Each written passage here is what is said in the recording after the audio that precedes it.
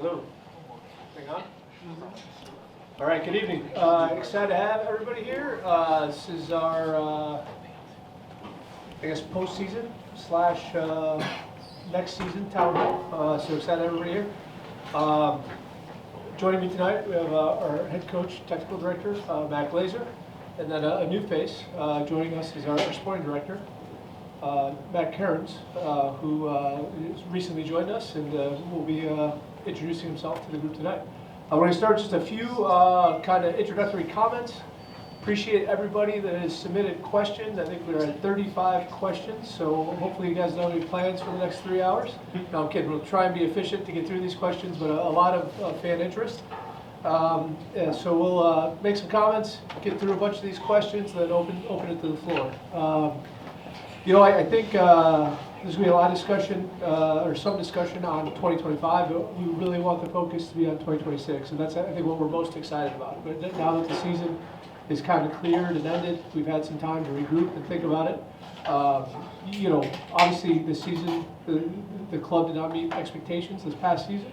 While we were in it to the last day of the season, we just still didn't meet expectations. And so we've made the decision in the off season, as the league continues to grow, as budgets continue to grow across the league, we kind of felt that we needed to take a different approach to building the roster, and a different approach to kind of long-term strategic planning. And so, you know, Matt Glaeser and myself and the technical staff had been meeting, I think, all summer, starting in maybe May or June, to strategically plan what 26 and beyond would look like.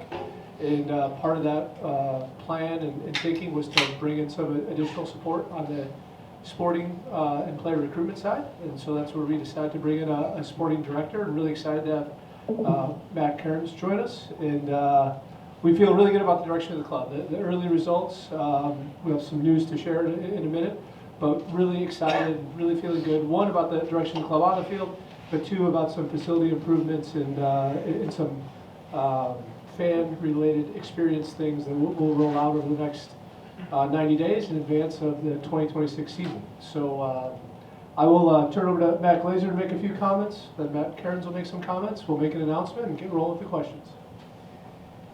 Thanks, Connor. Yeah, look, to reiterate Connor's point, really excited to be back. For me personally, really excited to lead the team in a new direction. I have a lot of faith and belief in what we're doing. Really excited with the addition of Matt Cairns. I think he's going to bring a tremendous amount of experience and help and expertise to our project. And look, ultimately, look, this isn't my first go around. You guys know me. This is the fifth year that I'll be here coming into this year. We know last year wasn't good enough. I'm the first one to say that. So, but I want to accept the responsibility for that. But at the same time, really look to the future and really get excited about what we're doing. And I think there's a lot of really exciting things happening. And I think we're going to have a fantastic product this season. So I just wanted to lead off with that. And obviously we'll get more into the questions and stuff like that. But really excited to be back. Really proud to be wearing the badge of Forward Madison again and coaching the team and looking forward to a great season. Thanks, guys. Yeah, great to meet everyone. Like Conor said, my name's Matt Cairns, and couldn't be more excited to be a part of this club as the sporting director. You can tell probably from my accent already, I'm not from Wisconsin, but I've spent kind of the last 10 years in the Midwest. Wisconsin? Yeah, it's actually a Minneapolis accent where I've spent the last 10 years. But, extremely familiar with Madison, and couldn't be more excited to be a part of such an exciting club. Like I said, I've been just in the neighbouring state of Minnesota, and my past life as an agent was fortunate enough to have a couple of players at this club that only spoke great things about this organisation, this fan base, how invested the community is, and I can't wait to kind of become a part of that right now and really get to know all of you. And yeah, really excited to be here. Look forward to answering questions tonight, getting to know you all, and couldn't be more excited and motivated about the project ahead. There's total alignment in what we want to achieve. I mean, this is a state that is a championship-driven state, and that's what we're trying to bring to Forward Madison, and complete faith in what we're doing, and we will get there. All right, thanks, Matt. I think before we get going with the questions, just one announcement tonight, some of Matt's early work. Excited to return Mark Segbers to Madison. So UW-Madison product. Our newest signing, joining us from Charleston in the USL Championship, had great success there. I'm really excited to have Mark joining us. So a little breaking news tonight, officially approved by the league. Let's turn it over to Mark to say a few words, and let's hear it for Mark, our newest.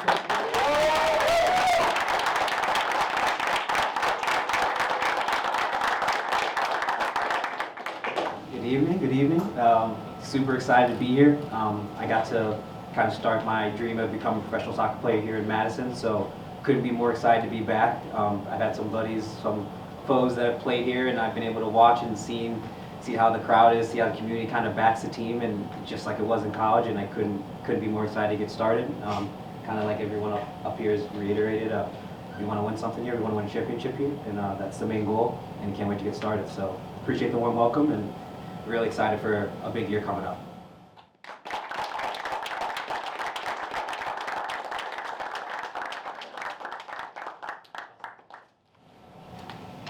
All right, so all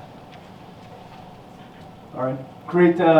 Super excited to make that announcement, and now we'll get into your 32 questions. But hopefully, it's not downhill from here. No, I'm kidding. It's going to be great. But excited to have Mark. It should be a lot of fun. All right, we got some general questions, then we'll get into some club-related questions, then we'll get into the on-field specific. First question: how many players from this year's team will return how many players from the 2025 team will return in 2026? We'll let Cairns take that. Thanks. Yeah, so I'm sure, as most of you have seen, Derek Gebhard has just extended his contract with us. We are in conversations with a number of other players from the 2025 roster. So again, can't go into too much detail there. Right now we do have Derek under contract. Obviously you guys have just seen the exciting news about Mark, and yeah, as we kind of go through our processes and analyse everything, conversations with the staff, we may well bring a couple guys back from this year's roster, but again, still all in discussion for now. All right, with new teams joining and leaving, it seems like the league has seen a lot more teams that are all over the country. The league's getting bigger, not smaller. How does that affect your budget and when it comes to travel? Do you see something like travel costs as any potential factor as to why some teams aren't continuing to stay in League One? So yeah, the expanding league is good. It's good to have more teams in League One, but it is expensive to have more teams in League One. Our travel costs last year went up $100,000, $125,000 actually to be exact, over the previous year. And as we look to 2026, it looks like it'll be a balanced table. Which is nice from a competitive perspective, but expensive from a travel perspective. We see, we don't have exact numbers, but if it went up $125,000 last year, probably another $50,000 to $75,000 with some of the travel. So, I don't think it's getting to a point where it's, I don't think travel is the reason that the teams aren't continuing on. With that being said, eventually, as League One continues to add more teams, eventually, hopefully, travel will come down. It is nice with the addition of Fort Wayne. We will be adding a bus trip this year, so that is a positive. But yeah, the National League operating on regional markets, regional airports, does create some travel challenges, expense challenges for sure. All right, next question. Should we expect an approach similar to last year regarding roster announcements, or is the club looking to release one statement regarding who returns and who doesn't, like other USL League One, USL Championship clubs? We won't be making a statement on which players aren't returning. We'll simply be making announcements as we sign players for 2026. And you'll continue to see that. We do expect, as Matt said, we're still talking to a handful of players from 2025. We do expect a fair amount of roster turnover as we look to 2026. So you'll see a handful of announcements by the end of the year, and then more in advance of training camp in January, early February. With two teams announcing or set to announce their intentions to move from a 2026 start to a 2027 start, is there a concern with the stability of the league? Do we feel that the USL may be premature with announcing certain expansion areas, or are we happy to see overall league growth? I'll say this: I don't think the league's ever been more stable. I think the USL is in a great position right now. Promotion relegation is going to happen in 2028. The league has made some great hires, including Tony Scholes, who will be leading the first division. The first division is moving along well to launch in 2028. So I think it's somebody that's been around League One since the start in 2019, been through the pandemic, been through good times and bad, been through the breakup with the MLS and USL. I think League One and the USL as a whole has never been in a better spot. I do think, it has proven that as the league aggressively expands, they like to put out what markets they're going to or what markets they're planning to go to. And sometimes that news gets a little ahead of the actual team taking the pitch. But I would say that I don't think League One has ever been in a better spot. All right, where do we see the league, the USL and USL League One in the next 5 years? I want to hear from both of these guys, and then I'll provide a few comments as well. Yeah, I think obviously there's a lot of exciting news around the league. There's talk of promotion relegation. There's the Division 1. I think we're going to continue to see new markets coming into all of those leagues. So I think probably the most exciting part of the future of USL and USL League One is the continued development of the American talent, right? More and more players are coming through the system, so the standard of games is only going to become more exciting. Standard of facilities, of training environments, so the continued progression and processes within clubs is only going to lead to a better product, and soccer's still almost a young sport out here at times with clubs, so continue to progress, and I think USL has some really modern ideas behind that. Yeah, I think it's interesting. I think the promotion relegation topic is really interesting and exciting for someone like an American, guy who grew up playing in the American professional system and in the USL, however many years ago it was, and to now have the prospect of promotion and relegation, and to really have, something on the horizon where clubs are fighting for, the ability to move up the totem, I think is really exciting. I've been really pleased, having been in our league for 4 years now, seeing some of the expansion clubs that have come in and the way that they're doing it, I think quite a few of the expansion clubs that we faced are good exciting environments to go play in, and from a growth of the game perspective, I think that's really exciting for the whole USL ecosystem. So I think good things to come, lots of things to be excited about, and I'm certainly excited to continue to be a part of that. All right, the next question: are there any possible friendlies for next season? So we expect to see a schedule here. We just kind of got a first draft in the last 24 hours. We expect to see a league schedule by the middle of the month or late in the month, sometime before Christmas. We expect to have, many of you here that are season ticket holders, we sold a 20-game season ticket pack. We expect to have 19 league-sourced matches, so that would be USL and Jägermeister Cup or USL Cup matches, and then one friendly. No further details or information on what that friendly will be, but we will have one friendly, planned to have at least one friendly for the upcoming season. Question was, what new club most excites you for 2026? I think I'll answer for all of us and say the USLW League Madison team is what we're most excited about. Excited to have our brand unveil next Friday night, December 12th, 6 p.m. at the Sylvie. Please go online and reserve your tickets if you can, but it looks like we'll have a great crowd there. Really excited to share the brand that many people in this room built, the brand that the community built that was developed through about 20 different focus groups with about 160 different participants. Question on the technical side of things. Should we expect a similar technical staff next year, or just one replacement with John Pasquarella moving on to Tampa Bay? Yeah, obviously hard to replace a JP. He was my first hire when I came here in 2022, and a good friend. And obviously we parted on amicable terms, and he had an opportunity to to move in a direction he wanted to. So pleased for him, and he'll be missed. But at the same time, really excited about the things moving forward, and with Neil Lavity on staff, and obviously we'll be looking to replace JP, and ongoing discussions about who that person will be, but yeah, some exciting candidates out there, and we'll certainly be looking to to fill those shoes, and then yeah, some other roles as well, potentially. So I think it's it's an exciting time. I think I guess the big answer is a similar staff, obviously with one big change, and then we'll kind of see where things go from there. All right, the next question. We likely talk about a lot of negatives from the past year. What are some positives or moments that make you most proud of last year, both from a business side and a coaching side. I'll start on the business side. We continue to have amazing fan support. It's really awesome to see, and even late in the year when maybe the team wasn't doing great, we were still in playoff contention, but maybe not doing great. I mean, we sold out 2 consecutive games at the end of the year, so it's great to see that fan support late in the year. We continue to see signs of the fan base continue to grow, and just really appreciative of the support, and think that we have a great base to build on for 2026. Matt, do you want to comment on from a coaching and player side? Sure.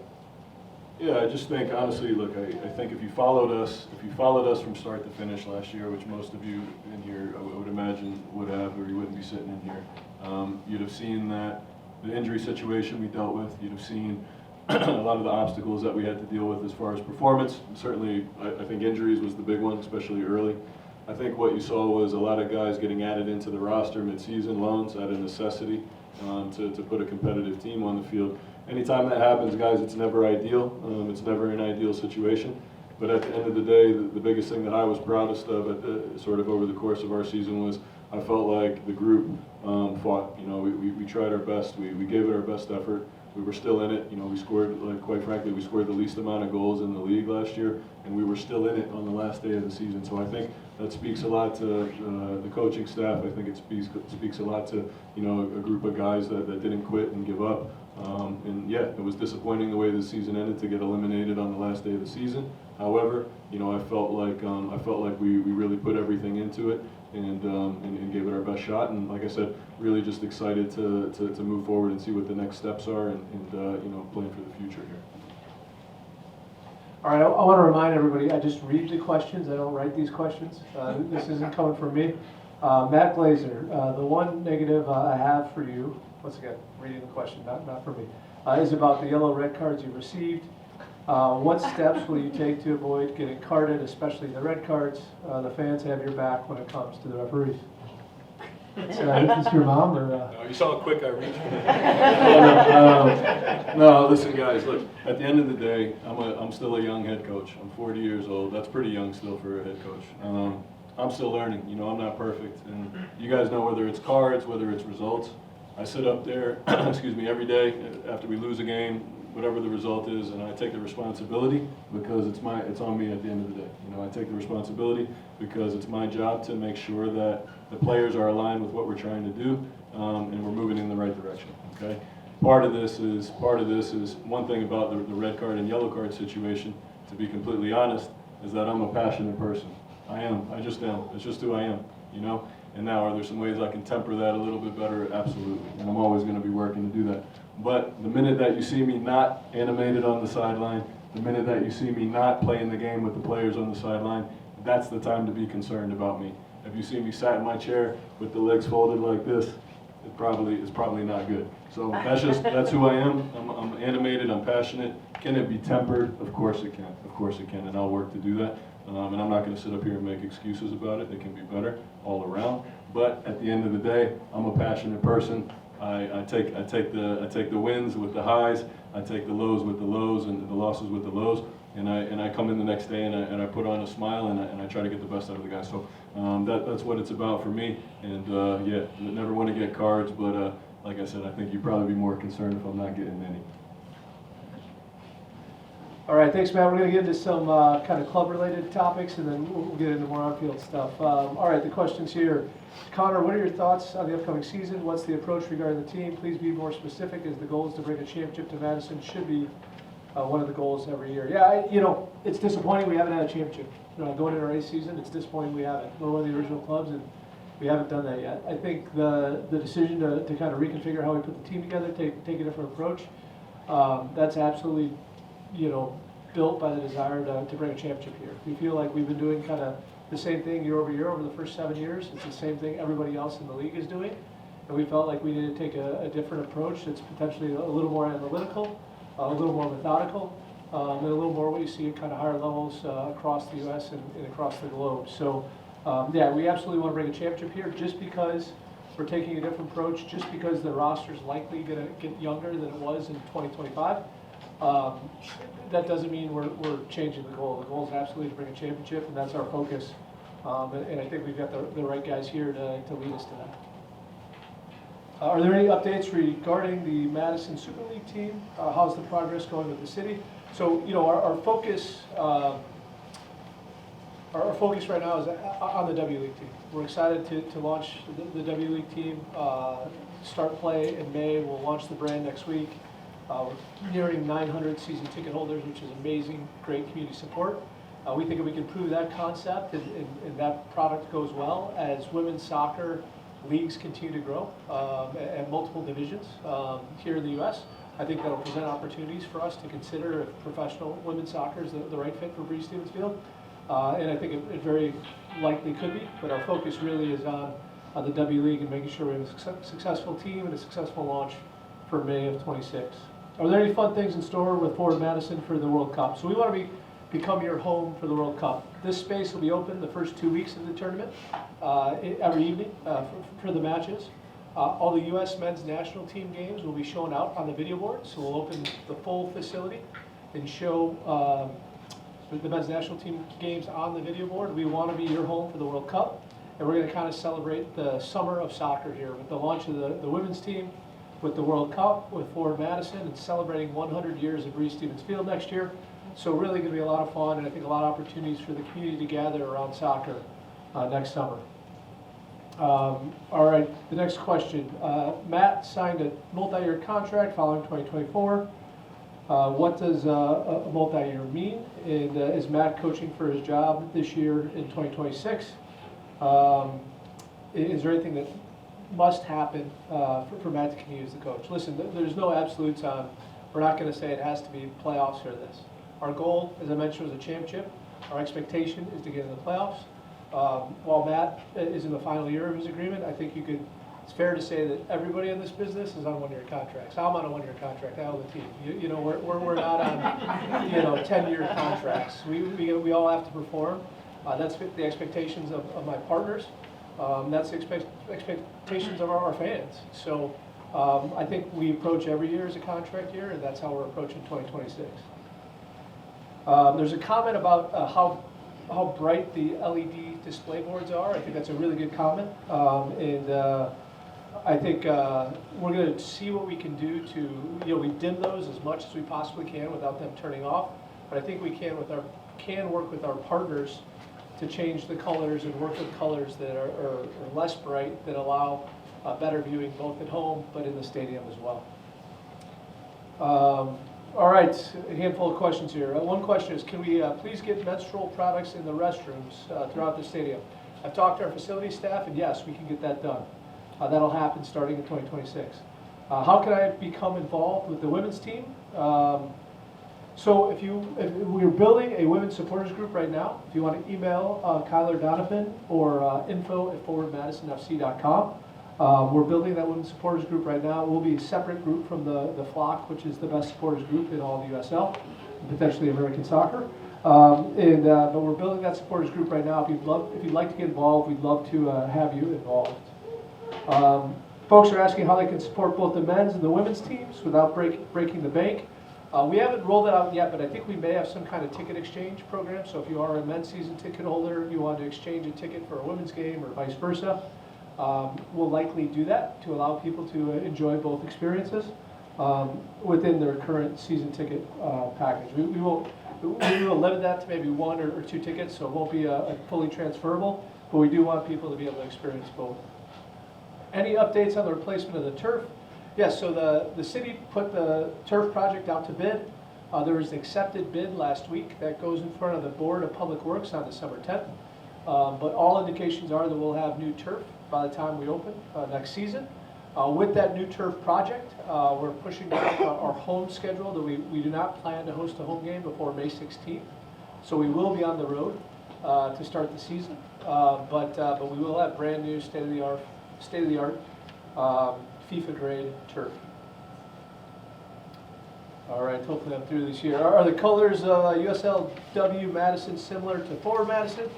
You'll have to find out next Friday, but there's definitely going to be some different colors. Can we expect to see an increase in single match pricing? Year to year our costs go up. To operate the business, our costs go up on average about 18%. That's what the costs across the league to operate a USL club between wages, travel I mentioned, and a variety of other costs. So yes, we will likely have some kind of single game price increase, but we expect that to be nominal.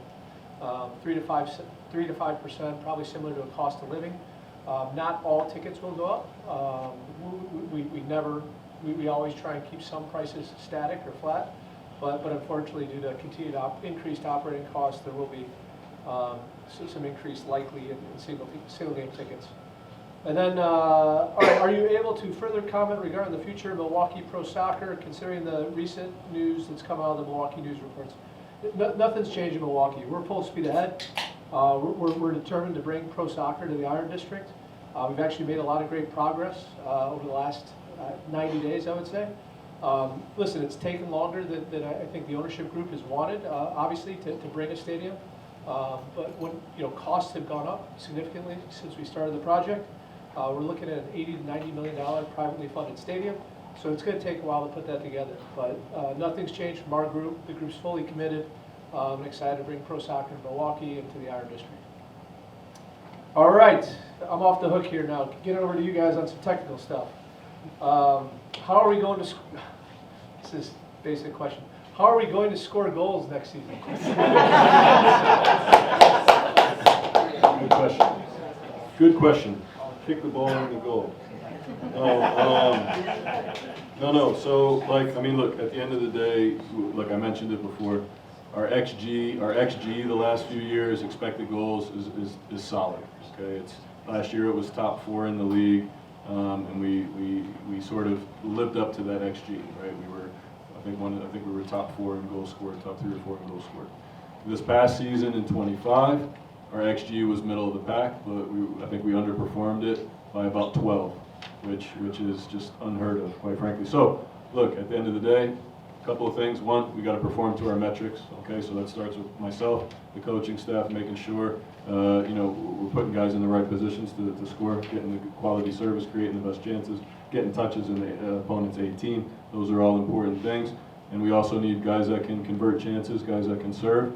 And I think that's where, quite frankly, Matt Cairns is going to come in and be a big help to us on the recruitment side and help enhance some of the qualitative part of it. So, that's my answer on it. I don't know if Matt, you wanted to jump into that at all, but that's my take.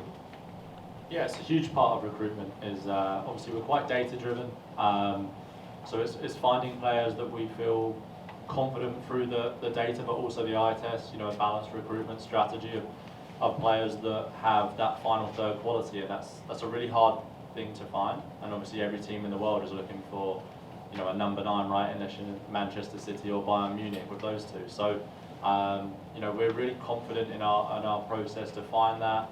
Finding the players that can play Matt's system is a huge part of that. But even the markets we're going to sign players from are markets that have proven successful attacking players in this league. So yeah, extremely confident in how this plan will all come together to score goals and get you guys on the edge of your seats and plenty of celebrations out on the field.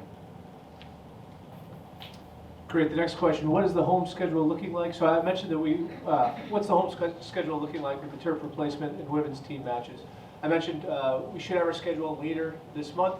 Won't be playing at home in advance of May 16th, just so we have plenty of time for the turf to get installed with potential weather complications.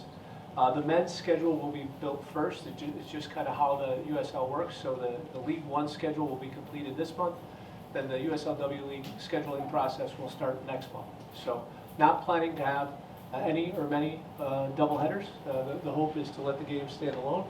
And excited to get some clarity on both of those schedules by the end of January. What will be the mentality for USL League One next year? Make the playoffs, develop younger players, etc. The mentality is to win. Everyone that's involved in professional sport is in it to win. So that's every day in training, making sure that I brought players to the club that have the right mentality, the right ability, that they can fulfill what Matt demands of them out on the field. So that's the mentality, is every day, how are we getting better? It's going to be a really competitive environment. We want a balanced roster that's deep enough that guys are competing for slots. And So that's the mentality. One day at a time, compete, earn your spot, and do everything Matt Glaeser and the coaching staff ask of you. For the past 3 seasons, signing loan championship players has been a crutch for the squad formation. While loan players are great, they also come with risk and are not typically long-term options. How do you plan to build the squad to be less reliant on loan players? Loan players are great, but for us, we want to have a really key core squad that is permanent signings, like a Mark Segbers that are permanently with Forward Madison. Players that I believe I would call them something like a culture setter, guys that are going to set the standards every day, that you guys are going to get used to watching them on a Saturday night. Players that have that ability that can be here for a number of years. And then the loan players for us, I believe this past year, obviously there was quite a few injuries, which is why the club had to dip into the loan market more. For us, we may bring in a loan signing from MLS, which we believe is someone that can be an impact player, on top of a really talented core group of players to our roster already. So the loan signings we may bring, which may be 1 or 2, would be here because we think they can add something a little bit different on top of what will already be a really strong core that is on a permanent deal with Forward Madison. All right, Matt C., what do you see as your role with the club? Maybe you explained this already, but how will you help Matt G. do his job of winning games and kicking butt? He's just read the question. Yeah, he's doing a great job. Listen, my job is to try and make Matt's life easier. So that's to provide him with a roster that can go and win USL League One this year, that can make a run in a cup competition. Right now is my time to shine for Matt and produce for him and give him the roster that he deserves, and that the coaching staff can take on a journey over the next 10, 11 months, right? And then on the day-to-day front, it's to just continue raising the level within this club, and I think it's a massive credit to Conor that he's brought in a sporting director. It's something that you see, whether I'm sure most of you guys follow a Premier League team, a Bundesliga team, and they would all have a sporting director. You see that in MLS. So for Forward Madison to hire a sporting director shows the ambition of the club, shows the excitement. It's kind of a league-leading club in that aspect, right? In going with the modern times of how a professional soccer club should run. So my job's to kind of piece everything together. Yes, it's big picture, but that doesn't mean I only care about what happens in 3 years from now. It's helping Matt each day have the best environment he possibly can to bring a championship here. All right, Matt G., what did you learn from the past season on how to build a team, how to win games? Are there any changes you plan to make for the upcoming season? Yeah, I mean, there's a sort of a coaching idea or quote that has to do with, paraphrasing it, like, you learn more when you lose. You learn more from the difficult moments. I think that's the case for me. I think to be honest, was feeling really good after 23 and 24, especially 24. Had a lot of confidence in the group. I think one of my faults, and I don't mean to come across in any way other than honest, is that I'm maybe a little bit too loyal at times. I'm maybe a little bit too loyal to people, to people that were sort of on our roster and under my care. And yeah, it bit us in the butt this year, just to be frank about it. So I think the learning experience for me is, being able to make ruthless decisions at times. Obviously, some of that now is being supplemented. A lot of that's being supplemented with the great addition of a sporting director and Matt Cairns. And I feel like we can really get a robust team on the field. And that's not to put any necessarily real blame on anyone from last season. It's just to say that I think we can do better. I think we can get better. And that was the big learning moment for me. And then I think the other part to that question, what was it? Changes. Yeah, look, and as far as changes tactically and stuff like that, look, for me, it's never been about 3-4-3, 4-4-2. I sit up here every year at the end of the season and tell you guys the same thing. There's games where we'll play out of a 3. There's games where we'll play out of a 4. Some of it's opponent dependent. Some of it's dependent on the squad that we end up assembling and what their strengths are. My job as the coach is to get the best out of Mark Segbers. My job as a coach is to get the best out of Derek Gephardt and the rest of the guys that we end up signing. So finding ways to do that, put those guys in positions to be successful is ultimately the goal. our big ideas and principles are going to be broad spectrum. It's not like we're going to reinvent the wheel, but it's about putting guys in the best positions to be successful, being adaptable and ready to win games when we got to go down to Chattanooga and play on a car park. Going to some place. Sorry, I mean I gotta be honest, right? And going to some of these fields where the field's 50 yards wide. Like we got to be able to win games in different ways, and yeah, that's what it is. So. Sorry about that. Next question. All good, all good. All right, should we expect the sporting director from an MLS Next Pro background to bring in more players from that side of Division III soccer, or are we still interested in the model we've done for years now and bringing in players from our league with winning experience? Yeah, it'll be a really balanced roster build. Listen, we've announced Mark Segbers tonight, right? The USL Championship veteran that's been part of winning teams for every years, and that winning mentality is a huge part of what we look for in a player. People that are going to continue to drive and can, as I keep saying tonight, help us bring our championship to Madison. We will look at markets like MLS Next Pro, but it's a balanced approach. You only have to look at one of the all-league teams this year had Ollie Wright, who's a player that was with us in Huntsville and contributed a lot in Next Pro. So I do believe standout players in that league can have a major impact in USL League One. But we're looking in markets internationally, domestically, players that we feel confident from our process are going to come in and have a really positive impact to the club. But everything's balanced for us, as Matt just spoke about with the team, how they play on the field. It's week to week there's so many unique challenges that you face in this league, so we have to find solutions. That's my job, is to have a balanced roster that has solutions for when there's a team sat in a low block and we need someone to unpick that lock. I won't use the same car park analogy and get us in even more trouble, but some of the away games are really tough, and we're going to need guys that are up for a scrap and are going to be good in duels, and maybe those nights it's a little bit more of an experienced team out there. One thing I can assure you is this is going to be a fast, physical, exciting team. We want to be on the front foot, we want to play forward, and I think that's the way soccer should be played, and it's also the way fans enjoy it, right? So we're going to get after it. That's going to be our mentality, and it's going to be players that are highly robust, highly exciting, and can play their best soccer for Forward Madison. All right, the last question here for both Matts. With the construction of the 2026 squad, has the conversation changed with formation? Is 26 just building on one we see works, or are there adjustments to your coaching that has changed now that Matt C is here? Are the conversations collaborative? I think we've addressed this, but do you want to just kind of? Yeah, super collaborative conversations with Matt Cairns.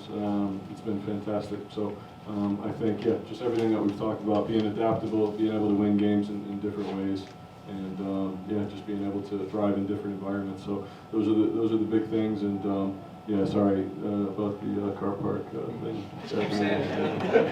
No, Scott McKenzie did a great job there, so sorry about that.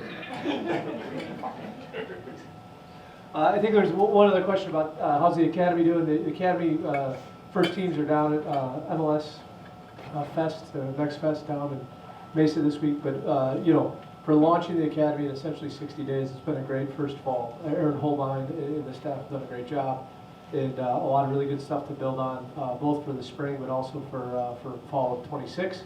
With the launch of the USLW League team, we are turning our attention to finding additional platforms on the women's side to fully build out that program as well. So, but a really good start, good results, and really proud of what that group's done in such a short time. All right, I think we'll open it to the floor for some questions and go from there. Rob? There's some reporting today, I'm not sure I believe it, that USL may not fully participate in the Open Cup. Can you say that again? That the USL may not fully participate in the US Open Cup. There's talk of that. Is that any truth to that? And what are Fort Madison's intentions? Yeah, I think the question was about the USL might not fully participate in the Open Cup. All I know is I got the application form today.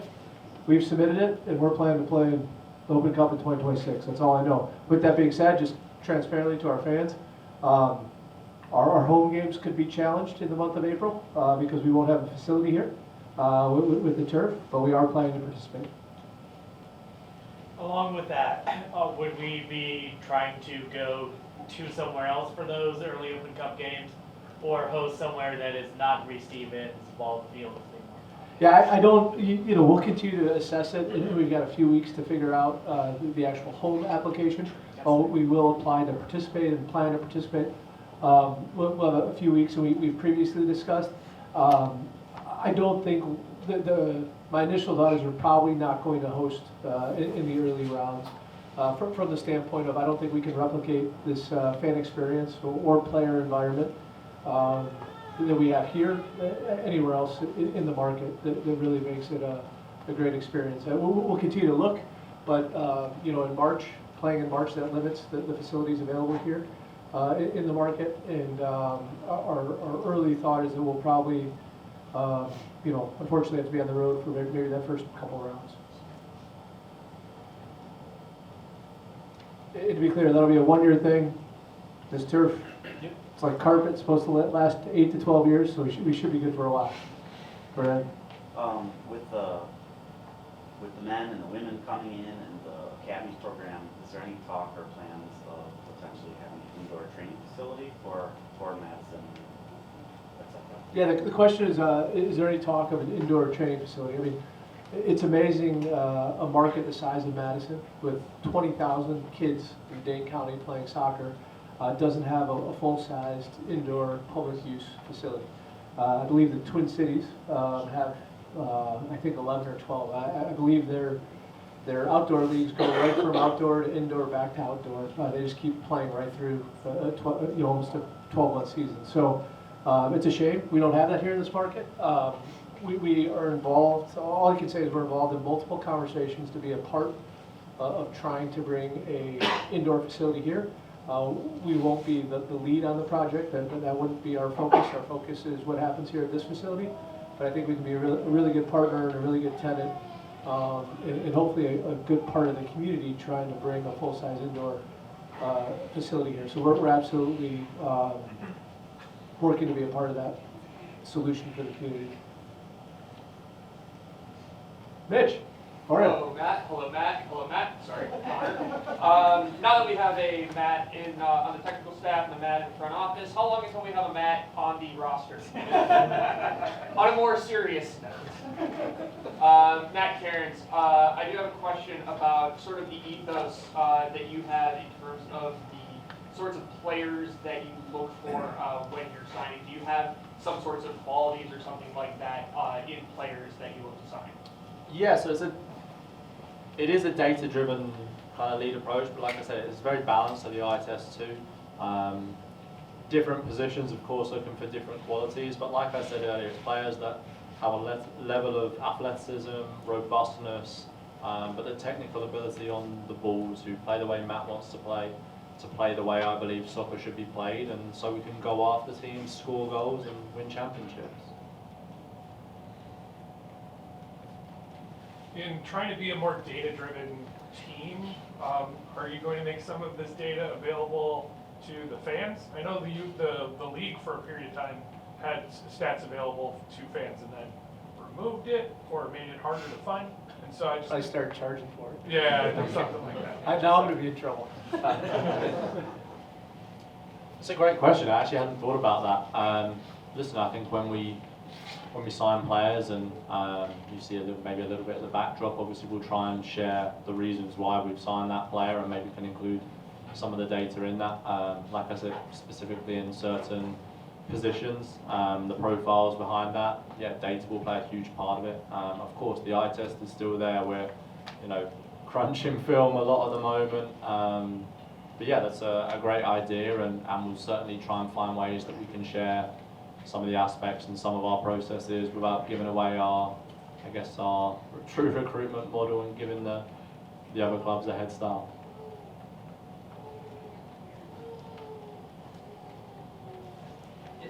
Can you speak to a little bit about the partnership with ESPN Plus and streaming and stuff like that? Is that still happening? Is it going to move to a different platform, or what do you expect there?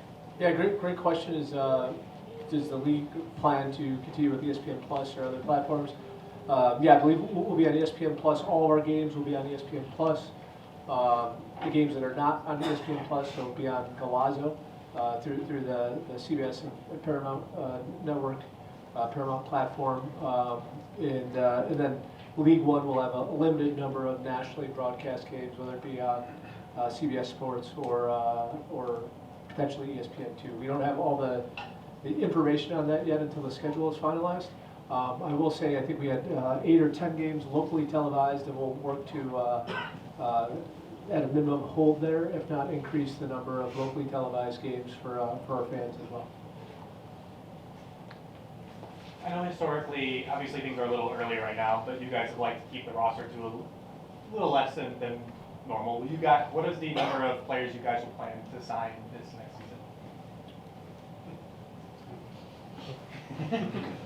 season? Yeah, listen, I think ideally you want 2 to every position, right? So call that 22.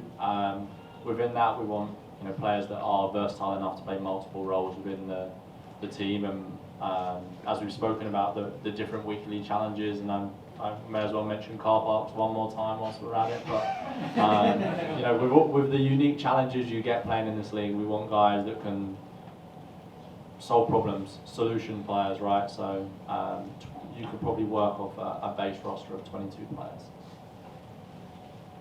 I know it's poor form to be looking at my phone during this, but I just got a text message, I'll show you here, from former Ford Madison all-league player Aaron Malloy, who's a teammate of Mark's in Charleston. And I hope Aaron won't mind me reading this out loud. But Conor just wanted to reach out and say how much a good signing Mark is. He's a tremendous player, but even more than that, he's a fantastic human. You guys got a good one. So pretty cool to hear from a former Madison.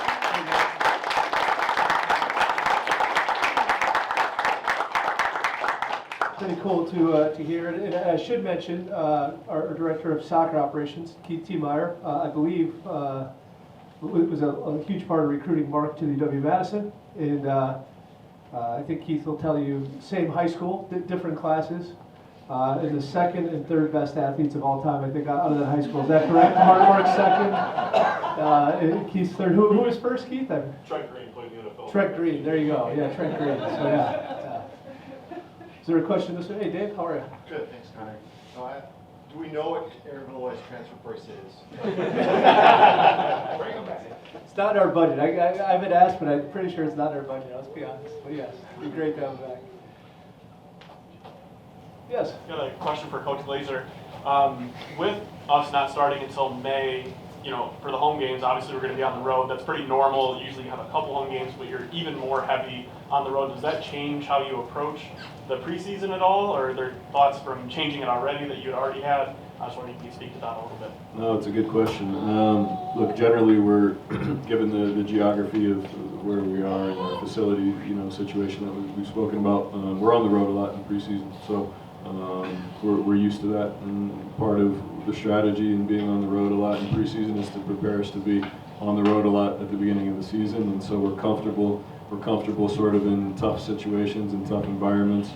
We're comfortable in hotels. We're comfortable, driving around or flying around the country and being ready to take on the robustness of the season that's before us. So I think, I think our preseason prepares us for it.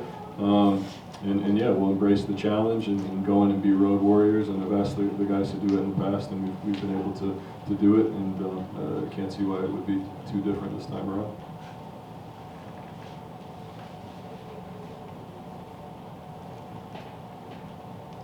Is there any final questions? My 12-year-old daughter sent a question for Mark C. All right.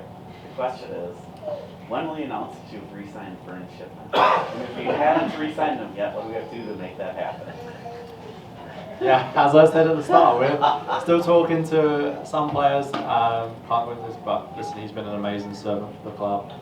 Sounds like he's great in the community, popular with the fans. I know from speaking to him out, and he has great things to say about him as a human, which first and foremost is the most important thing, is making sure whether it's Bernd or whoever the next goalkeeper is, any of our players really buy into the community. This is a really special club.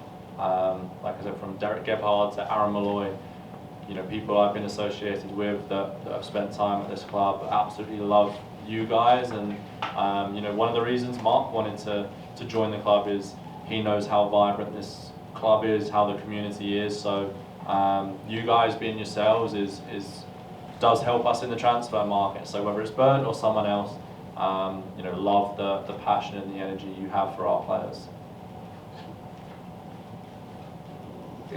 Thanks for a second. Go ahead. What did the organization learn about the relationship last year with Amazonas, and is that going to be continued into 2026? Yeah, the question was, what do we learn about the relationship with Amazonas, and will that be continued moving forward? I think the intentions were good there. I think the distance was far, and I think there was potentially just a handful of complicating factors to really make the flow of players super efficient. I think it was more positive than negative starting that relationship.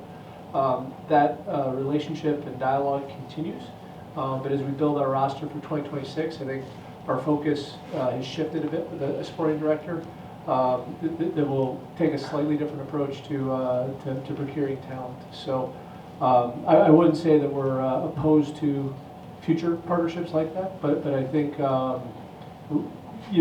as the league has evolved, we are shifting a little bit quite a bit how we put the team together, and I think Matt kind of outlined that shift in how we're going in a more data-driven direction, trying to get ahead of potentially some other folks in our league and catch up to some of the leagues around the world. Question for Coach Glaeser: what was your favorite place to play over in League One this year? That was on the road. On the road, Alta was great. Portland, the way was great. There were some really good environments, and I'm trying to think. Yeah, those were the two that stand out. Just, I would say Richmond, but we don't like them. You like Chattanooga? No. But in all seriousness, there's some great environments in the league, and I think ours is the best though.